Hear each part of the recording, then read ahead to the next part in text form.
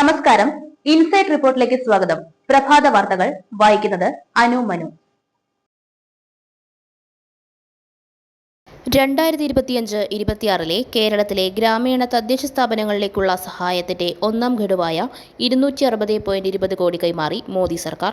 കേരളത്തിന്റെ താൽപര്യങ്ങൾ സംരക്ഷിക്കുന്നത് ആരാണെന്നും വാഗ്ദാനങ്ങൾ പ്രഖ്യാപനങ്ങളും കൃത്യമായി നിറവേറ്റുന്നത് BJP NDA സർക്കാരാണെന്നും BJP സംസ്ഥാന അധ്യക്ഷൻ രാജീവ് ചന്ദ്രശേഖർ പറഞ്ഞു.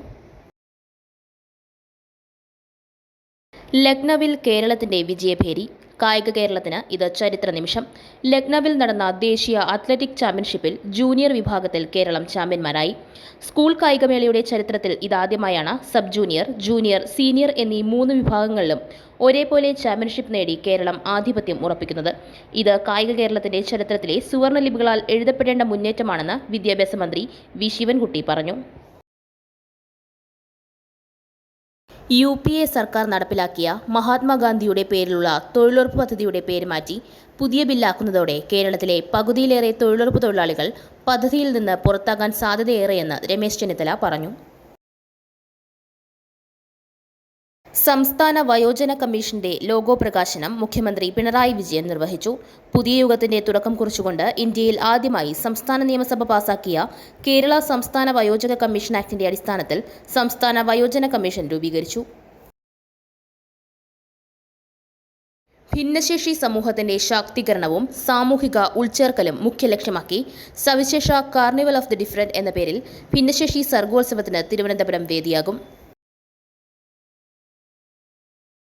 അതിജീവിത നൽകിയ സൈബർ ആക്രമണ പരാതിയിൽ നടിയെ ആക്രമിച്ച കേസിലെ 2ാം പ്രതി മാർട്ടിൻ ആന്റണിക്കെതിരെ പോലീസ് കേസെടുത്തു.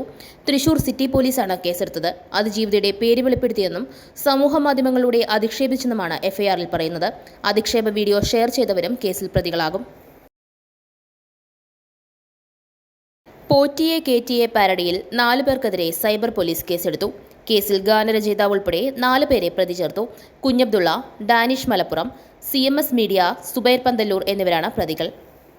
മറ്റൊരു വാർത്തയുമായി വീണ്ടും കാണാം. നന്ദി, നമസ്കാരം. അങ്കമാലി കരയാമ്പറമ്പിൽ 3 വർഷം മാത്രം പഴക്കമുള്ള 4.25 സെന്റ് സ്ഥലവും 1200 സ്ക്വയർ ഫീറ്റ് വീടും ഫർണിച്ചർ അടക്കം വിൽപ്പനയ്ക്ക്. കൊച്ചി എയർപോർട്ടിൽ നിന്നും 9 കിലോമീറ്ററും അപ്പോളോ ഹോസ്പിറ്റലിൽ നിന്നും 2 കിലോമീറ്ററും നാഷണൽ ഹൈവേയിൽ നിന്നും 300 മീറ്ററും ഹോസ്പിറ്റൽ, സ്കൂൾ, ആരാധനാലയങ്ങൾ, ഗവൺമെന്റ് സ്ഥാപനങ്ങൾ എല്ലാം അടുത്തുള്ള ഈ വീടിന് ഉദ്ദേശിക്കുന്ന വില 49 ലക്ഷം രൂപ. ഈ വീട് സ്വന്തമാക്കുവാൻ ആവശ്യക്കാർ വിളിക്കേണ്ട നമ്പർ 7034873123 7736964883.